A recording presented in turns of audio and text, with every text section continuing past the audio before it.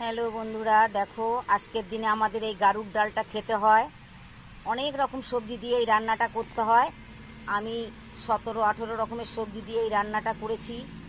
কোথায় শাপলার বড়া, শাপলা, গাছের আলু, ভাড়ালি, মিষ্টি কুমড়ো, লাউ, পেঁপে, আলু, বেগুন, মুকুই সিম, যা যেখানে ছিল সব দিয়ে ডালটা করেছি। আজকের দিনে আমাদের এই ডাল ভাত খেতে হয়, যাকে বলা হয় গারুর ডাল। শুভ দুপুর। হ্যালো বন্ধুরা, দেখো আজকের দিনে আমাদের এই গারুর ডালটা খেতে হয়।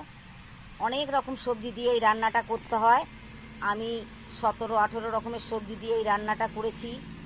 কোথায় শাপলার বড়া, শাপলা, গাছের আলু, ভাড়ালি, মিষ্টি কুমড়ো, লাউ, পেঁপে, আলু, বেগুন, মুকুই সিম, যা যেখানে ছিল সব দিয়ে ডালটা করেছি। আজকের দিনে আমাদের এই ডাল ভাত খেতে হয়, যাকে বলা হয় গারুর ডাল। শুভ দুপুর।